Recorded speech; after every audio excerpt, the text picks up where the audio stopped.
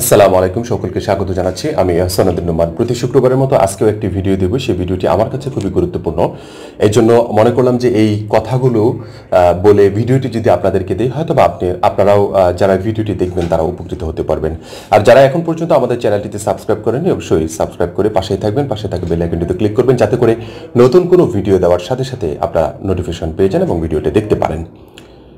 আমরা অনেক সময় একটি কথা বলে থাকি এবং কি সচরাচর একটি ডায়লগ আছে যে বইয়ের কভার দেখেই আপনার বইকে জাজ করবেন না কখনো।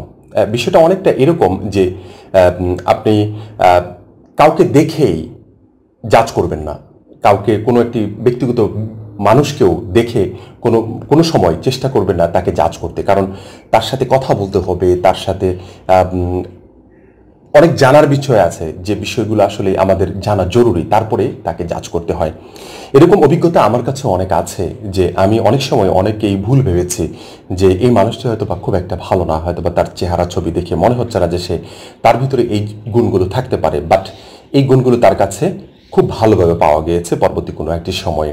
এজন্য সবসময় চেষ্টা করবেন আপনার নিজের জায়গা থেকে, ঠিক আছে, একজন মানুষকে দেখেই কখনো জাজ করবেন না। আসলে তার কি গুণ আছে সেটা হয়তো বা আপনি জানেন না।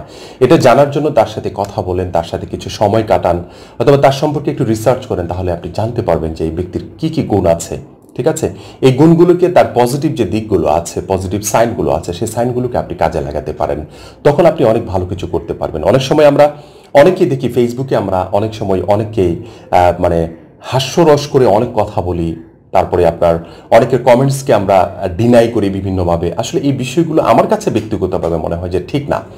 আমরা সাকসেসফুল মানুষ কাদেরকে আমরা বলি?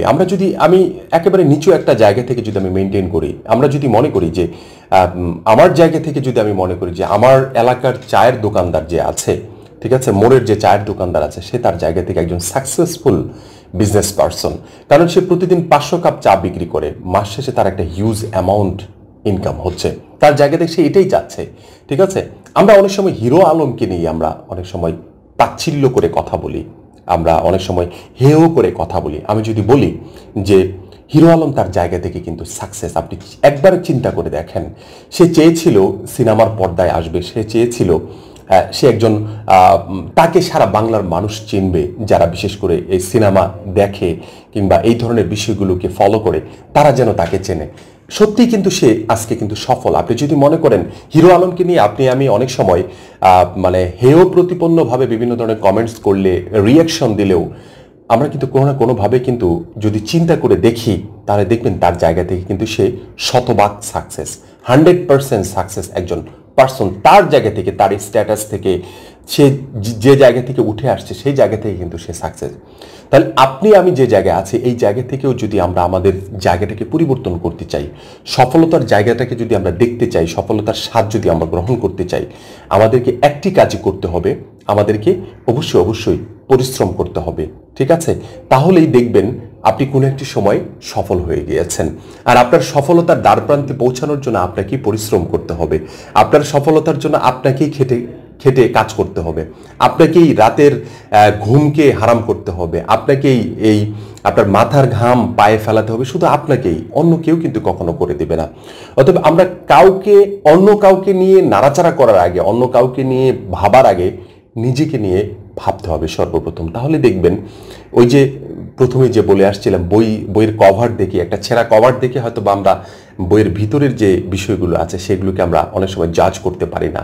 এই জন্য আমাদেরকে বইয়ের কভার দেখে জাজ করা যাবে না, বইটা পড়ে জাজ করতে হবে। তেমনইভাবে একজন ব্যক্তিকেও, ঠিক আছে, জাজ এভাবেই করতে হবে, তার সাথে চলাফেরা করতে হবে, তার সম্পর্কে জানতে হবে, তারপরে তাকে জাজ করতে হবে। এই জন্য আমি অন্ততপক্ষে চেষ্টা করি, বর্তমান অবস্থানে, বর্তমান সিচুয়েশনে আমি চেষ্টা করি যে নিজে থেকে কাউকে যদি কখনো জাজ করতে চাই, তাহলে সর্বপ্রথম যে বিষয়টা করি, তাকে নিয়ে আগে রিসার্চ করি, তাকে নিয়ে আগে কথা বলি, দেখি যে তার সাথে আগে কথা বলে দেখি যে তার বিষয়টা কীরকম, কীভাবে মেনটেন করছে, ওভারঅল বিষয়গুলো দেখার পরে তাকে জাজ করার চিন্তা ভাবনা করি পরবর্তী সময়টাতে, এর আগে নয়। তেমনইভাবে আপনিও যদি আমাকে নিয়ে জাজ করতে চান, আমার সম্পর্কে আগে জানতে হবে, আমাকে নিয়ে আগে রিসার্চ করতে হবে।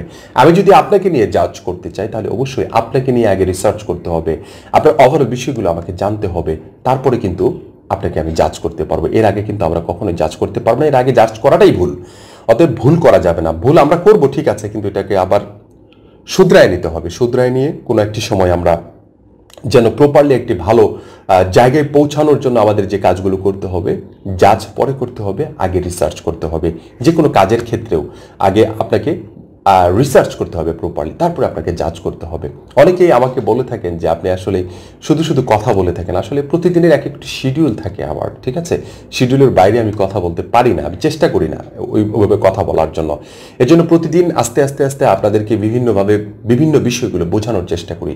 হঠাৎ করে যদি আপনি আমার একদিনের কথাতে যদি আপনি আমাকে জাজ করে বসেন, তাহলে আমার কাছে মনে হয় আপনি আরেকটু রিসার্চ করা উচিত আমাকে নিয়ে, আমার ইউটিউব চ্যানেলটাকে নিয়ে। আশা করি বুঝতে পেরেছেন।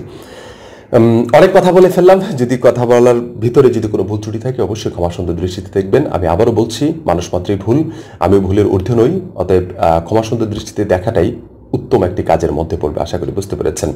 পরবর্তী টিউটোরিয়াল দেখার আমন্ত্রণ জানাচ্ছি। সবাই ভালো থাকবেন, সুস্থ থাকবেন। ধন্যবাদ সবাইকে। আসসালামু আলাইকুম ওয়া রাহমাতুল্লাহি ওয়া বারাকাতুহু।